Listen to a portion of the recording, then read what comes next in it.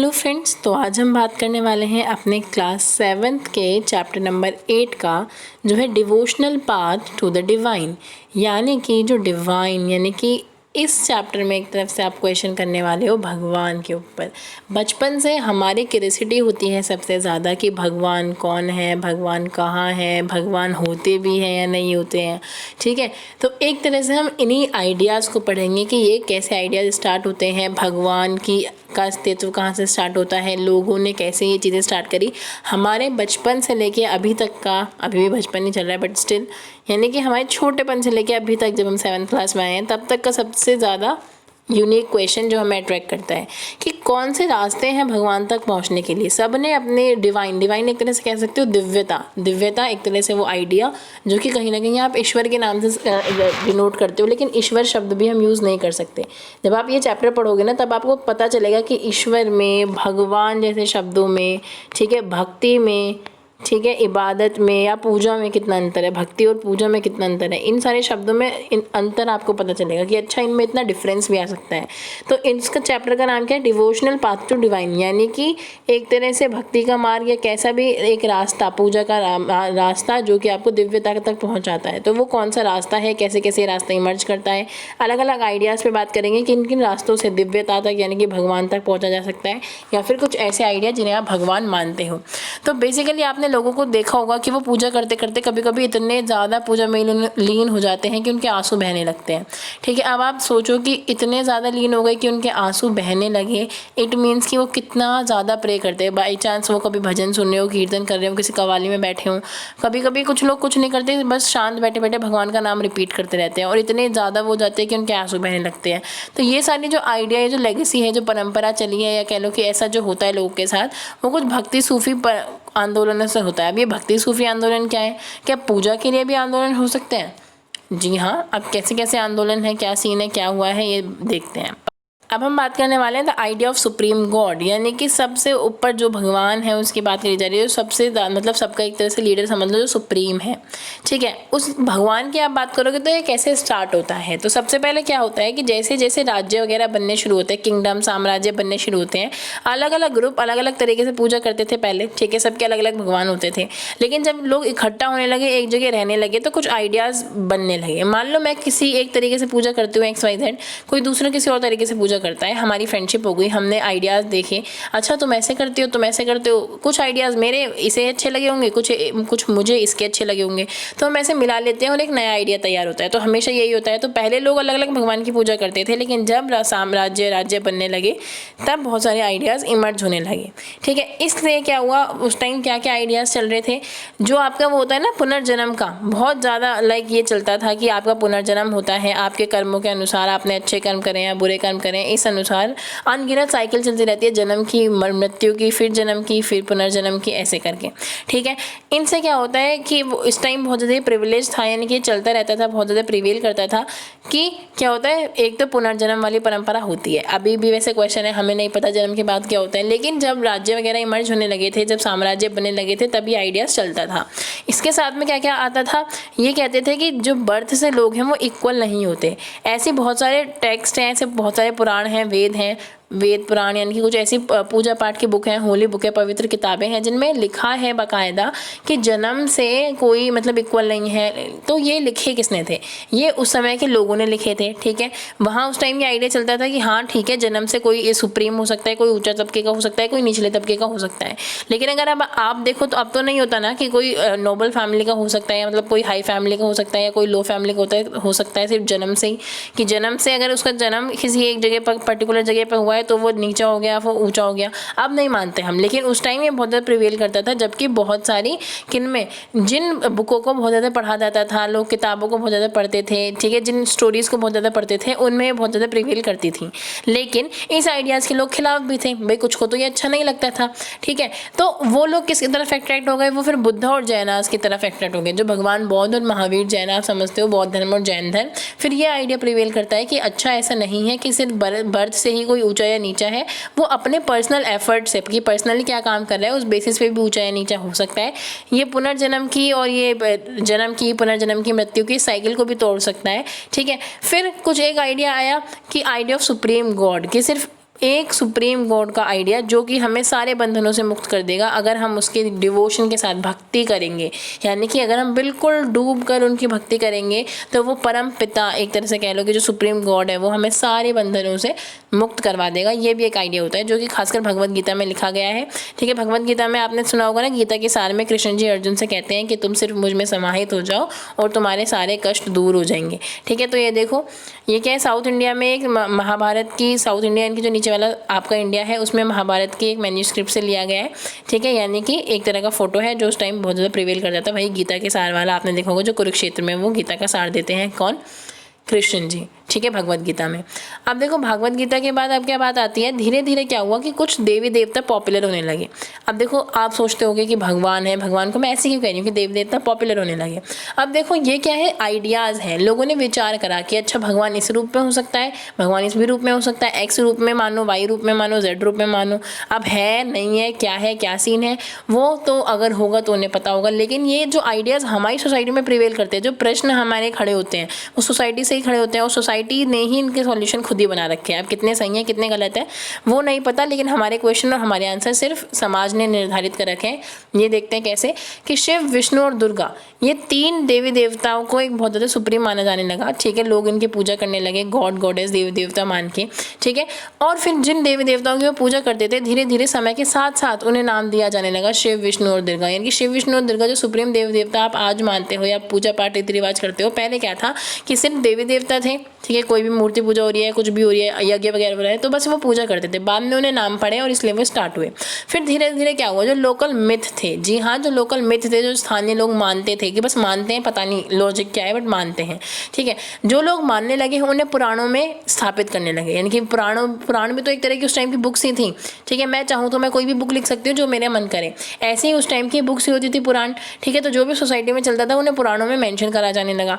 इससे क्या हुआ, नए नए तरीके इकट्ठे होने लगे पूजा करने के। कैसे पूजा करी जा सकती है, कैसे चीज़ें पॉसिबल करी जा सकती है, कैसे भगवान तक पहुंचा जा सकता है, कैसे भगवान की दिव्यता तक पहुंचा जा सकता है, ये सब चीज़ें डिसाइड होने लगी।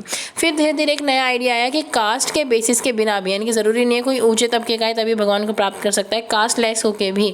ठीक है, इस चीज़ से हट के कि कास्ट क्या है आपकी, आप भगवान को प्राप्त कर सकते हो, ये आइडिया आता है भक्ति में।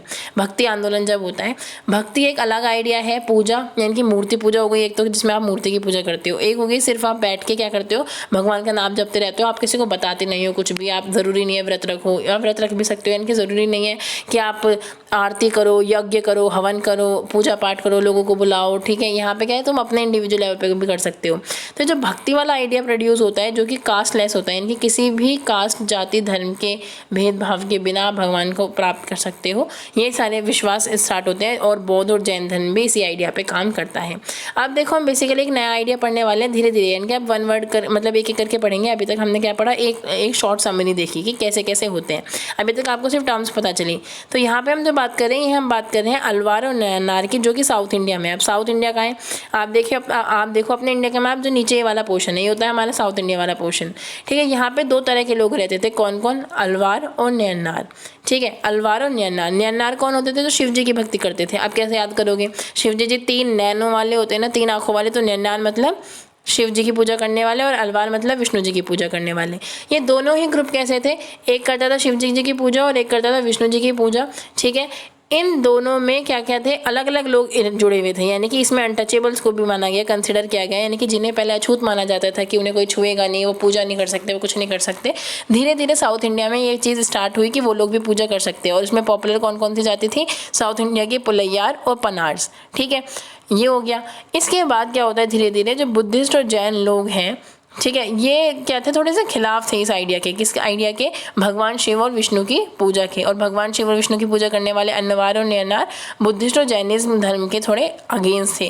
क्यों, क्योंकि बुद्धिस्ट और जैनिज्म में ऐसा कुछ नहीं है कि आप देवियों देवताओं की पूजा करोगे, लेकिन अलवार और नयनार बेसिकली मूर्ति पूजा बहुत ज़्यादा प्रमोट करते थे।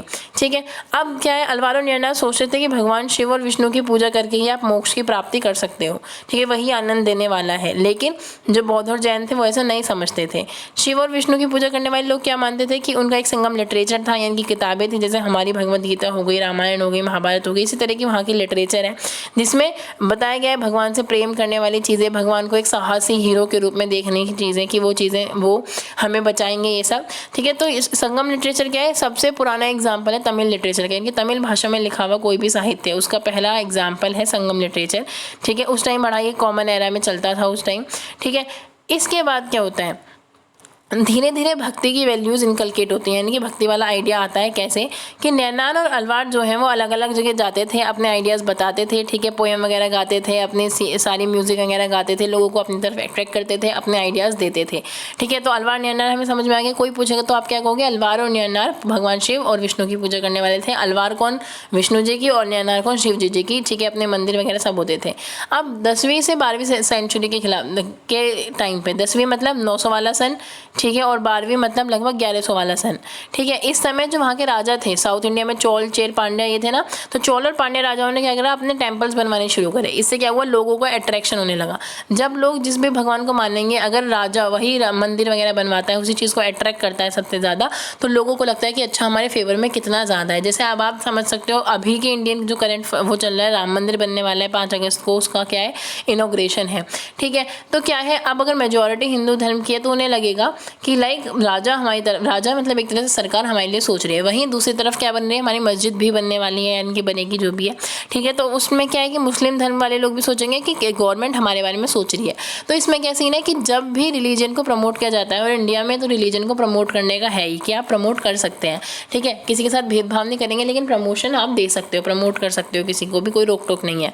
ठीक है, तो क्यों है, क्योंकि हमारी हिस्ट्री में ये है कि राजा हमेशा से जब भी प्रजा के जो धर्म है, जो भावनाएं हैं, भक्ति है, उन्हें प्रमोट करता है तो लोग कनेक्टेड फील करते हैं। ठीक है, तो वही हुआ कि चोल और पांड्या वगैरह ये सब क्या करते थे, श्राइन्स बनवाते थे, मठ बनवाते थे, संतों की कविताएं वगैरह लिखी जाती थी, गाई जाती थी। ये पूरा ट्रेडिशन बन गया था मंदिर में पूजा करने का। इसके अलावा क्या क्या लिखा जाता था, संतों की कहानियाँ लिखी जाती थी, और ज़्यादा रिलीजियस बायोग्राफीज़ लिखी जाती थी, जो कि अलवार और नैनार दोनों ही लोग लिखते थे। ठीक है, और आज के टाइम पर उनकी जो लिखी हुई चीज़ें हैं वो हमारे लिए हिस्ट्री का पता लगाने का एक सोर्स है कि आखिर इतिहास में चलता क्या था, जो भी वो लिखते थे उस बेसिस पे। अब देखो, अलवार और नैनार में कोई भी छुआछूत वाली भावना नहीं थी, तो इसमें बता रखा है कि 63 नैनार थे एक जगह, मतलब ऐसे वहाँ, उसमें सभी इंक्लूडेड थे। भले ही कोई कुम्हार था, जिसे आप अनटचेबल वर्कर कहते हो, अछूत काम करने वाले मजदूर कहते हो, वो भी थे, किसान भी थे, कि शिकारी भी है, सोल्जर भी है, ब्राह्मण भी है, चीफ भी है, यानी कि हर कोई है यहाँ पे जो भगवान शिव की पूजा करने के लिए नैनार ग्रुप में आता है। और इसमें सबसे ज़्यादा जानने वाले कौन कौन है, जैसे अपार है, संबंधार है, सुंदरार है, यानी कि एक तरह से कह लो कि जैसे मतलब कुछ भक्त फेमस हो जाते हैं, जैसे मीराबाई का नाम आपने सबसे ज़्यादा सुना होगा, ऐसे ही उस टाइम पे साउथ इंडिया में ये लोग भक्त जो बहुत ज़्यादा पॉपुलर हुए। ठीक है, अलवार के बारे में बता रखे हैं, इसमें भी वही है कि इतने ही ज़्यादा डाइवर्सिफाई लोग हैं, यानी कि अलग अलग ग्रुप के लोग आते हैं जो भगवान विष्णु को मानते हैं। इसमें भी उन्होंने बता रखा है कौन कौन मेन भक्त हैं, जैसे पेरियालाल, उनकी बेटी अंडाल, ठीक है, उनके मतलब उनके साथ वाले तंदोर दिपोडी, ठीक है, अलवार, नम्मलवार। ठीक है, ये क्या है, आपको नाम याद नहीं करने हैं, बस ये है कि ठीक है, ये क्या है, आपके भक्त हैं जो बहुत ज़्यादा वो थे। इनके सॉन्ग जो हैं वो कहाँ लिखे गए हैं, दिव्य प्रबंधन में। दिव्य प्रबंधन में किसके सॉन्ग्स लिखे गए हैं, आपके विष्णु भगवान के, जो कि अलवार लोगों ने लिखे हैं। ओके, ये देखो क्या है, ये ब्रॉन्ज की इमेज है किसकी, मनिकवा सागर की। मनिकवा सागर कौन है, एक भक्त हैं जिन्होंने भगवान की पूजा करी। ठीक है, अब इन्होंने कैसे पूजा करी इनकी वो देख लेते हैं। तो ये कहते हैं, वो अपने आप को नीच बताती हैं, अपने आप को लाइक तुच्छ बताती हैं, नीच शब्द नहीं यूज़ करना चाहिए, तुच्छ बताती हैं, छोटा बताती हैं कि मेरी इस फ्लैश की बॉडी में, यानी कि इस मांस की बॉडी में, जो कि बिल्कुल तुच्छ एक बॉडी है, कुछ नहीं है, आप आए और आपने इसे सोने का मंदिर बना दिया, आपने मुझे पूरी तरह से शांति प्रदान करी। हे मेरे भगवान, मतलब इस तरह से प्योर सोल, ये सब आपने मुझे दुख, दर्द, जन्म, मृत्यु, इन सब के इल्यूजन से, इन सब के इल्यूजन कहते हैं, यानी कि एक तरह से सच्चाई कुछ नहीं है, बस एक गेम है, चलता रहता है, इस इल्यूजन से मुझे दूर कर दिया आपने, मुझे फ्री कर दिया इस सब चीज़ों से। मैं आपकी बहुत ज़्यादा आभारी हूँ और आपकी शरणार्थी हूँ, यानी कि आपके अंदर ही रहना चाहती हूँ, आपके आशा में ही पलना चाहती हूँ, आपके आशय में ही रहना चाहती हूँ, मैं कभी आपसे दूर नहीं हो सकती। ठीक है, तो ये क्या है, ये पोएम है उनकी, जो तमिल में लिखी गई होगी, उसे इंग्लिश में चेंज करा गया है, उसे मैंने आपको हिंदी में बता दिया। ठीक है, तो वो क्वेश्चन कह रहा है कि आप देखो कवि अपने आप को कैसे दिखाना चाह रहा है देवी देवताओं के साथ, यानी कि उनका एक ऐसा अछूता पार्ट जो कभी उनसे अलग लायक नहीं होना चाहता और सारी चीज़ें उसमें ही हैं। फिर एक आइडिया आता है भक्ति का आइडिया। अभी तक क्या हुआ, पूजा पाठ और मूर्ति पूजा बहुत ज़्यादा फेमस थी, मूर्ति पूजा। अब क्या आता है, एक शंकर करके फिलोसोफर थे, भारत के रहे हैं, केरला के रहने वाले हैं, जो बात करते हैं अद्वैत की, एडवोकेट करते हैं, यानी कि किस चीज़ की फेवर लेते हैं, अद्वैतवाद का। अद्वैतवाद क्या होता है, जिसमें वो कहते हैं कि भगवान सिर्फ एक है, एक इंडिविजुअल सोल है जो अल्टीमेटली रियल है, ठीक है, हम सब उन्हीं का ही रूप हैं। ऐसा कुछ नहीं है कि जो ब्राह्मणों ने सिखाया वही है, ठीक है, ब्राह्मणों का कोई फॉर्म नहीं है, कोई एट्रीब्यूट नहीं है, कोई गुण नहीं है कि यही लोग ब्राह्मण हो सकते हैं। आप अपने लेवल पे इस चीज़ को प्राप्त कर सकते हो। वो जितने भी इल्यूजन्स होते हैं, यानी कि जो भी कर्म कांड है, पूजा पाठ है, जो भी चीज़ें, उन सबको माया बताते हैं। कहते हैं ना, मोह माया से दूर रहने वाला इंसान, तो इन सबको माया बताया जाता है कि ये सब इल्यूजन है, जन्म मृत्यु दुख, रीति रिवाज, पूजा, मूर्ति पूजा, ठीक है, ये जिन्हें आप पाखंड वगैरह ये सब कहते हो, तो ये सारी चीज़ें क्या है, माया है, इनसे अलग रहना चाहिए। और अगर आप चाहते हो आप इस दुनिया से अलग रहो, मोक्ष की प्राप्त करो, ठीक है, आपको संन्यास ले लेना चाहिए, यानी कि आपको रिनंसिएशन, यानी कि वो दुनिया को त्याग करने का आपको संदेश देते थे कि आप जब उन्हें त्याग करोगे तभी आप सच्चे ब्राह्मण बन के, यानी कि ब्राह्मण का नेचर प्राप्त करके मोक्ष की प्राप्ति कर पाओगे। इसके अलावा एक आइडिया एक आता है रामानुजा का। रामानुजा कौन है, ये तमिलनाडु के रहने वाले। आप देखो, इंडिया का ये मैप है, केरला यहाँ पे है, ठीक है, जहाँ के अभी आपने पढ़े। तमिलनाडु बिल्कुल यहाँ पे है, ठीक है। अभी आप कर्नाटका भी पढ़ोगे, कर्नाटका यहाँ पे इस तरह से करके आपको एक स्टेट दिखेगा, ठीक है। तो अब आप तमिलनाडु की बात करें तो यहाँ के रामानुजा थे, ठीक है, जो कि अलवार आइडियोलॉजी से इन्फ्लुएंस है, यानी कि विष्णु भगवान की पूजा करते थे। इनके अकॉर्डिंग अगर आपको कुछ भी मोक्ष की प्राप्ति करनी है तो विष्णु भगवान की ही आप पूजा करोगे, तभी आपको मोक्ष की प्राप्ति होगी, ठीक है। इन्होंने भी बहुत ज़्यादा प्रचार प्रसार किया इस चीज़ का, और इन्होंने जिस सिद्धांत का पालन किया वो था विश्व अद्वैतवाद। और ऊपर वालों का क्या था, अद्वैतवाद, यानी कि कोई दूसरा भगवान नहीं है। इनका है विशिष्ट अद्वैतवाद, यानी कि क्वालिफाइड वननेस, यानी कि ऐसा एक भगवान जो कि इकलौता वही है। एक तरह से कह लो कि उन्होंने भगवान विष्णु को एक इकलौता गॉड माना, इन्होंने किसी एक का नाम नहीं लिया, ठीक है, जो आपके ऊपर वाले थे शंकर, ठीक है। रामानुजा ने एक भगवान का नाम लिया कि विष्णु भगवान ही है जो है, ठीक है, उन्हीं से ही सारी चीज़ें हो रही हैं। फिर इसी रामानुजा के स्टैंड से, यानी कि इसी रामानुजा के आइडिया से कि विष्णु भगवान ही एक सुप्रीम भगवान है, एक आइडिया डेवलप होता है नॉर्थ इंडिया में तक भी पहुंचता है, जिसे आप भक्ति कहते हो। अब ये भक्ति वाला आइडिया क्या है, भक्ति वाला बिल्कुल डिवोटी वाला हो जाता है कि आप पूजा पाठ से दूर हो जाते हो। आप जिसकी भी पूजा करो आप अपने अंदर रहकर भी कर सकते हो, ज़रूरी नहीं है कि आप किसी को दिखा के ही करो। अब ये बासवन्ना वीर शैविज्म क्या है, बासवन्ना एक इंसान थे, एक आदमी थे, ठीक है, जिन्होंने एक मूवमेंट स्टार्ट करा, जिन्होंने एक आंदोलन स्टार्ट करा अपने लोगों के साथ मिलकर, जिसका नाम था वीरशैव मूवमेंट। वीरशैव क्या था, अभी हम इसके बारे में पढ़ेंगे। तो पहले देख लो, बासवन्ना ने ये मूवमेंट स्टार्ट करा किसके साथ मिलके, अल्लम्मा प्रभु और अक्का महादेवी। अक्का महादेवी एक बहुत ही इंपॉर्टेंट और बहुत ही ज़्यादा पॉपुलर राइटर रही हैं। अब तमिलनाडु में, कर्नाटका मैंने बताया था, केरला के ऊपर आपका पड़ता है कर्नाटका। तो जो कर्नाटका है, यहाँ से वीरशैव परंपरा शुरू होती है। वीरशैव क्या कहता है, ब्राह्मण के आइडियोलॉजी के अगेंस्ट काम करता है। वो कहता है कि कोई भी कास्ट में आप भेदभाव नहीं करोगे, कोई भी ऊंची जाति है नीचे जाति नहीं होती है, वुमेन्स को आप अनइक्वल ट्रीट नहीं करोगे, सब इक्वल हैं, ठीक है। वो अगेंस्ट थे ये वीरशैव लोग। किसके अगेंस्ट थे, पूजा पाठ परंपरा, यानी कि एक तरह से धर्म पाखंड के, ठीक है, पूजा पाठ के नहीं, एक तरह से कह लो कि पाखंड के खिलाफ थे, ठीक है। अब इसमें क्या है, वो कहते हैं कि जो अमीर लोग हैं वो तो अपना भगवान शिव का मंदिर बना सकते हैं, लेकिन मैं जो गरीब हूँ मैं अपना मंदिर कहाँ बनाऊंगी। तो वो कहती है मेरी बॉडी के मेरे जो पैर हैं वही पिलर हैं, मेरी जो बॉडी है वही पूरा मठ है, मेरा जो सर है वही गुंबद है, मंदिर का जो गुंबद होता है, ठीक है। पिलर क्या हो गए, बॉडी हो गए, ठीक है। पूरा श्राइन क्या हो गया, उसकी पूरी बॉडी हो गई जहाँ पे पूजा पाठ ये सब होता है, और ऊपर का जो गुंबद है वो उसका सर हो गया। हे भगवान यहाँ आओ, जो कि नदियों को चलाने वाले हैं, जो कि हमेशा नीचे गिरती रहती है, भले ही कुछ भी हो जाए लाइफ में, लेकिन ये मूवमेंट कभी रुकना नहीं चाहिए। एक तरह से वो कहती हैं कि भले ही मैं कितनी गरीब हो जाऊँ, मेरे पास कुछ ना बचे, लेकिन ये भक्ति जो मैं करती हूँ वो कभी खत्म ना हो आपके लिए, ठीक है। ये कहने का मतलब है। अब आपको लग रहा होगा कि कितने उपदेश चल रहे हैं, ये उपदेश नहीं है, ये आइडियाज़ हैं, इनके बेसिस पे सारे काम हुए हैं।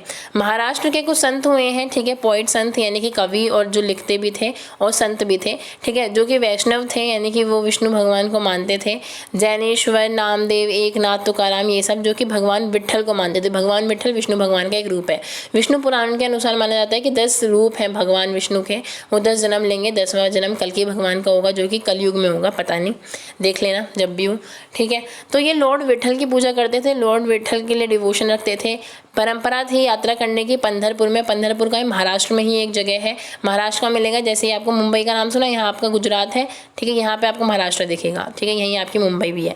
तो यहाँ पे एक डिवोटी, यानी कि एक तरह से इनकी धार्मिक यात्रा की जगह है, ठीक है। जो विट्ठल का आइडिया है वो धीरे धीरे पावरफुल होता है और वो पॉपुलर होता है लोगों के बीच में। अब महाराष्ट्र के संत के बारे में डीपली पढ़ लेते हैं, जिनके बारे में अभी हमने ऊपर पढ़ा। वही ज्ञानेश्वर, नामदेव, एकनाथ, तुकाराम, इन्होंने, और खासकर वुमेन भी थी यहाँ पे, ठीक है, चुक्कोमेलाई, सुखाबाई, इन लोगों ने बहुत ज़्यादा ग्रेट नंबर पर काम करा है, अलग अलग चीज़ें।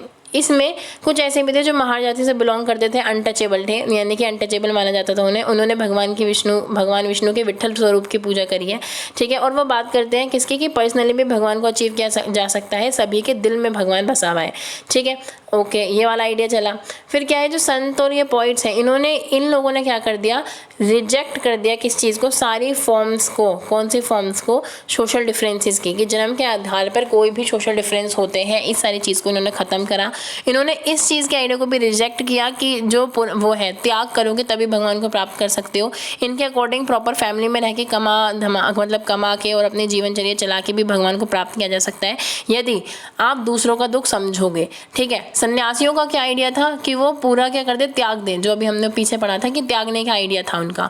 लेकिन बाद में एक आइडिया ये इमर्ज होता है इस इमरजेंस के दौरान, यानी कि एक तरह से समझ लो कि इस आइडिया के दौरान क्या कहते हैं कि आपको कुछ भी त्यागने की जरूरत नहीं है। आप सिर्फ क्या करो कि आप दूसरों का दुख समझो, किसी को दुख ना पहुंचाओ, दूसरों का गम शेयर करो, ठीक है। ऐसे ही जो गुजराती नरसिंह मेहता है, उन्होंने बहुत ज़्यादा ये कहा कि जो असली वैष्णव वही है जो दूसरों का जो पेन है वो समझ सके, तुम दूसरों का दुख समझ सको, ठीक है। अब सोशल ऑर्डर पे क्वेश्चन उठाए जा रहे हैं कि लाइक ये है कि दिल मैटर करता है या नहीं करता है, यानी कि जो लोग हैं वो अपने आप को संत डिक्लेयर कर देते हैं, लेकिन आप मेरे क्लोज हो हार्ट के, यानी कि एक तरह से वही जो मैं आपको इतनी सारी वो बताती जा रही हूँ, इसका कुछ है नहीं, लेकिन एक पोएम लिखी गई है, वही गाने, एक तरह से गीत, भक्ति गीत। अब एक आइडिया आता है नाथपंथी, सिद्धार्थ और योगीज। अब नाम से पता चल रहा है कि भाई ये क्या कर रहे होंगे, सन्यासी होंगे अच्छे से, ठीक है, सब कुछ त्याग व्याग करके बैठे होंगे और एक्सरसाइज वगैरह, योगा वगैरह करते होंगे, मेडिटेशन करते होंगे। तो देखो, योगीज, सिद्ध लोग और नाथपंथी, नाम से ही पता चल गया कि ये लोग हैं।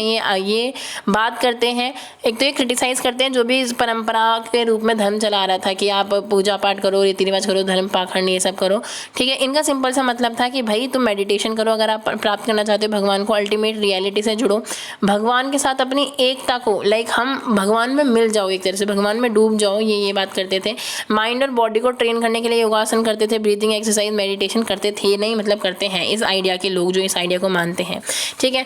कहाँ मतलब माना जाता है कि ज़्यादातर ये आइडिया लो कास्ट में प्रिवेल करता है, लो कास्ट में। अब देखो ये सो कॉल्ड लो कास्ट है, तभी से इन्वर्टेड कॉमा, क्योंकि कोई भी कास्ट लो या हाई नहीं होती है, अब हम नहीं मानते हैं, ठीक है। पहले जिन कास्ट को लो माना जाता था, कहा जाता है कि उन कास्ट में ज़्यादा प्रिवेल्ड आइडिया है। बट देखो, कहने के लिए अच्छा आइडिया भी है, आप इसे ये नहीं कह सकते कुछ भी लो हाई वाला, बट ये माना जाता था, ठीक है।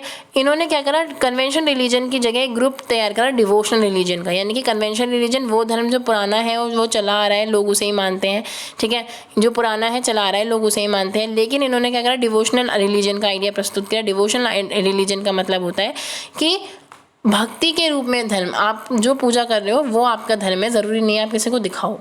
ये कुछ सन्यासी हैं जो जंगल के पास बैठे हैं, ठीक है, इस आग के पास बैठे हैं, गर्मी ले रहे हैं ना, इन्हें बॉडी के कपड़ों से मतलब होता है, कोई मोह माया नहीं, ये मेडिटेशन करेंगे, योगीज होंगे, नाथपंथीज होंगे, ये सब चीज़ें। अब हमने देखा ये सारा आइडिया कहीं ना कहीं घूम फिर के हिंदू रिलीजन के कुछ फॉर्म्स पे जाके टिक रहा था। वैसे हमने अलग अलग आइडियाज़ पढ़े हैं, बिल्कुल, वीर शैव, अल्वा, न्यन्ना, जैनिज्म, बुद्धिज्म, आपने इतने सारे आइडियाज़ पढ़ लिए, ठीक है। अब हम पढ़ने वाले इस्लाम और सूफीज़। आपने नाम सुना होगा, एक गाना सुना होगा आपने, इश्क सूफियाना। तो सूफी वाला जो वर्ड है, वो सूफी वर्ड कहाँ से आया है, इस्लाम धर्म में एक आइडिया ऐसा है जो संत की तरह ही है। जैसे संत लोग कहते हैं कि चीज़ों को छोड़ दो, ये सब मोह माया है, बिलीव करो अपने खुद में और भगवान से अपने आप को जोड़ लो, सेम वही चीज़ है कि सूफीज़ क्या है, मुस्लिमों के सन्यासी समझ लो, मुस्लिम सन्यासी समझ लो, सूफीज़ होते हैं जिन्होंने रिजेक्ट कर दिया बिल्कुल बाहर दिखाना अपना धर्म, यानी कि दूसरे को दिखाना, प्रदर्शन, ये सब नहीं, बस अपने भगवान से मतलब रखो, भगवान की भक्ति में डूब जाओ, भगवान के इश्क में डूब जाओ। ये जो इश्क शब्द है ये भी इबादत वाला ही शब्द है, इश्क करना, यानी कि भगवान के लिए जब कोई भी भक्त है वो डूब जाए, ठीक है। तो सूफी लोग उसे इश्क कहते हैं कि वो भगवान के इश्क में फना है, ठीक है, यानी कि एक तरह से भगवान के लिए लव, बिल्कुल अपने आप को ख़त्म करके एक तरह से भगवान में ही मिला लेना, वही चीज़, ठीक है। साथ में वो कहते हैं हर ह्यूमन बीइंग के लिए आपको क्या करना है, कंपैशन रखना है, दया रखनी है, दयालुपन रखना है, ये सूफी धर्म का आइडिया होता है। वैसे हम ये इस्लाम और सूफी धर्म थोड़ा बाद में भी पढ़ेंगे, लाइक नेक्स्ट वीडियो में भी पढ़ेंगे, ठीक है। इसमें क्या है, इस्लाम में स्टार्टिंग से ही आपको पता ही होगा कि एक ही भगवान को मानते हैं, अल्लाह को मानते हैं, ठीक है, अपने आप को भगवान में सौंपने की बात करते हैं, ठीक है। और बेसिकली ये क्या है कि इनकी एक हॉली लॉ बुक है, यानी कि एक पवित्र किताब है, शरीयत जिसे कहते हैं, जिसके अनुसार सारा काम चलता है कि शरिया में ये लिखा है, शरिया में वो लिखा है, इस अकॉर्डिंग इनके पूरे रूल रेगुलेशन चलते हैं। लेकिन धीरे धीरे क्या हुआ, इसकी जगह सूफी लोगों ने क्या करा, जैसे इस्लाम कॉम्प्लेक्स होता गया, इस्लाम में कुछ कॉम्प्लेक्सिटीज आती रही, रूल रेगुलेशन आते गए, सूफी लोगों ने प्रोवाइड किया एक अलग तरीका क्या, एक अलग डायमेंशन जो फेवर करता था पर्सनल लेवल पे अपने भगवान को अप्रोच करो, अपने भगवान को आप अपने लेवल पे बिहेवियर डिमांड पे आप पा सकते हो, ठीक है। ये क्या है, लवर सीकर्स, एक तरह से जैसे एक लवर है वो अपने बिलव्ड को, यानी एक प्रेमी जो अपने दूसरे प्रेमी को प्रेम करता है, इस तरह से वो भगवान को और भक्ति को देखते हैं कि भक्त और भगवान का संबंध ऐसा हो सकता है कि वो पूरी तरह से उसमें ही डूब जाए। अब सूफी लोगों ने भी अपनी फीलिंग्स एक्सप्रेस करने के लिए कहानियाँ लिखी हैं, पोएम्स लिखी हैं, गाने लिखे हैं, एनेक्डोट्स लिखी हैं, यानी कि एक तरह दंत कथाएँ लिखी हैं, और भी सारी चीज़ें लिखी हैं जिन्हें वो सुनाते थे। सेंट्रल एशिया में ग्रेट सूफी बहुत हुए हैं, जैसे गजली, रूमी, सदी, इनके पास लोग बहुत ज़्यादा आते थे, ठीक है। जैसे नाथपंथी, सिद्धार्थ और योगीज थे ना, जो सूफी थे वो भी इसमें बिलीव करते थे कि हार्ट से भगवान को मानो, दिल से मानो, कोई ज़रूरत नहीं है दिखाने की, ठीक है। अब उनके मेथड क्या क्या थे, या तो आप जिक्र करो, यानी कि भगवान के बारे में जिक्र करना, यानी कि एक तरह से उसकी चर्चा करना, उसके मन में लाना, उसके बारे में बोलना, बार बार उसे गाना, ठीक है। अब आप देखोगे कि जितने हम उर्दू शब्द या फिर कोई भी शब्द हम अपने रियल लाइफ में यूज़ करते हैं, एक्चुअली वो इन भक्ति मूवमेंट से निकले हुए ही हैं। जी हाँ, देखो जैसे हम जिक्र यूज़ करते हैं ना कि क्यों इसका जिक्र कर रहा है, तो जिक्र का मतलब क्या होता है, वैसे भगवान के नाम के लिए कहा गया है कि किसी एक फॉर्मूला या उसको बार बार रिपीट करना, उसे जिक्र करना कहते हैं। और कहा जाता है कि भगवान का जिक्र करो, ठीक है, यानी कि उनके बारे में डिस्कस करो, ठीक है। उसके बाद क्या, समा, यानी कि गाना, सिंगिंग करना, क्या है, उसमें समा जाओ, यानी कि समा जाओ का मतलब क्या है, गाते गाते उसमें डूब जाओ, विलीन हो जाओ, भगवान में मिल जाओ। रक्स, आपको पता है, डांसिंग, आपको एक स्टेप बहुत पॉपुलर है, ठीक है, सूफियाना का, कि उनका एक हाथ ऊपर होता है और एक हाथ नीचे की साइड ऐसे होता है और वो घूमते हैं फिर, ठीक है। तो ये क्या है, इनका एक प्रॉपर डांस फॉर्म है, एक तरह से समझ लो कि एक तरह से इसमें करते करते करते करते भगवान में अपने आप को विलीन करने का आइडिया करते हैं। फिर ये सारी चीज़ों पे, ये सारी ब्रीथ कंट्रोल करो, ये सारी चीज़ें क्या हैं कि ऐसा करके आप भगवान को प्राप्त कर सकते हो एक इंडिविजुअल लेवल पर, और कुछ नहीं है। किसकी गाइडेंस में, एक पीर की, यानी कि आपने पीर देखे होंगे बहुत सारे कि पीर पे जाते हैं, ठीक है, पेरेंट्स हैं, आप लोग भी पीर पे जाते होंगे, तो ये पीर क्या होते हैं, इनके एक मास्टर, ठीक है, जिनकी गाइडेंस पे आप वो काम करते हो, उर्दू में उसे पीर कहा जाता है, ठीक है। और इस तरह से ये सिलसिला चलता रहता है और सूफी टीचर बन जाते हैं। अब देखो ये सिलसिला वर्ड भी, सिलसिला का मतलब क्या है, ये जो प्रोसीजर है पूरा भगवान का ये करने का, उसे आप सिलसिला कह रहे हो, इनकी कहते हैं ना सिलसिला चलते रहता है, तो ये सिलसिला वर्ड भी भगवान के इसी भक्ति मूवमेंट से आया है। और ये मेथड जो है पूजा करने की, इसे तरीका कहते हैं। इनकी जो तरीका वर्ड है, आप हर चीज़ के प्रोसीजर के लिए यूज़ करते हो ना, वो तरीका शब्द भी क्या है, भगवान की पूजा करने के वे को तरीका कहा गया है। रास्ता जिससे आप भगवान की पूजा करो वो तरीका होता है, ठीक है। तो आपको अब थोड़े टर्म समझ में आ रहे होंगे, जिक्र, समा, रक्स, पीर, सिलसिला, तरीका। देखो यहाँ कश्मीर की बात करी जा रही है कि जो ऋषि और सूफिज्म वाला ऑर्डर है, ये पूरा तरीका जो है वो कश्मीर में 15 से 16वीं शताब्दी में पहुंचा। किसने शुरू करवाया, शेख नूरुद्दीन वली ने, जिसे आप नुंद ऋषि भी कहते हो, ठीक है। उन्होंने कश्मीरियों की लाइफ में बहुत बड़ा इंपैक्ट डाला और इनके नाम पे बहुत सारे श्राइन, मठ भी हैं जहाँ पे लोग लाइक माथा टेकने या सब पूजा वूजा करने, पूजा नहीं कह सकते, लाइक इश्क की इबादत करने जाते हैं, ठीक है, ऋषि संत के नाम पे, जिन्होंने कई सारी जगह पे कश्मीर में अपना ये पूरा आइडिया लॉन्च किया था। अब देखो ये क्या है, एक पेज है कुरान का, ठीक है, जो कि लेट 15th सेंचुरी में है।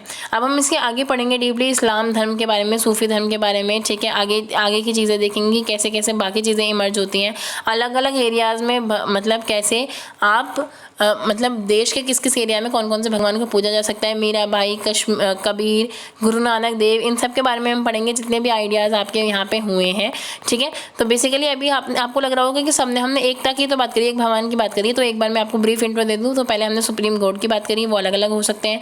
पहले लोग मानते थे कि बर्थ के अनुसार ही क्या है, जन्म मृत्यु चल रही है, जन्म मृत्यु और बर्थ के अनुसार ऊंचा और नीचा होता है। फिर ये वो चीज़ खंडन हुआ, खंडन के बाद बुद्धिज़्म और जैनिज्म आए, बुद्धिज़्म और जैनिज्म के आइडिया के बाद भक्ति वाला आइडिया आया, भक्ति वाले आइडिया के बाद एक डिवोशन वाला आइडिया भी आता है कि भगवत गीता में कहते हैं कि आप सिर्फ मेरे में इन्वॉल्व हो जाओ, मेरे में ही डूब जाओ, कृष्ण जी कहते हैं, तो सब लोग उसमें हो गए। फिर हमने देखा कि किस तरह से शिव, विष्णु और दुर्गा माँ पॉपुलर हुई हैं। उसके बाद आपने देखा विष्णु और शिव की पूजा करने वाले लोग आए, ठीक है। उसके बाद हम देख रहे हैं कि भगवान शिव और विष्णु की पूजा के बाद कौन आते हैं, आपके भक्ति के फिलॉसफी वाले आते हैं, जो आपकी बात करते हैं शंकर, जो एक भगवान की बात करते हैं, रामानुजन जो एक भगवान की बात करते हैं, लेकिन वो एक भगवान का भी नाम दे देते हैं विष्णु भगवान, ठीक है। इसके अलावा बासवन्नन लोग आए जो कि वीर शैव परंपरा के हैं, जो कर्नाटका में पॉपुलर होता है, और जो ब्राह्मण की किसी भी कास्ट भेदभाव को नहीं मानते हैं, सबको इक्वल रखना चाहते हैं, ठीक है। लेकिन शिव जी की पूजा भी करते हैं, लेकिन बिना किसी कर्मकांड के, लाइक भक्ति में डूब जाओ, ठीक है। इसका एग्जाम्पल क्या है इस पोएम से, कि ज़रूरी नहीं है पैसा हो तो मंदिर वंदिर बनाओ, आपका दिल, आपका बॉडी, आप भी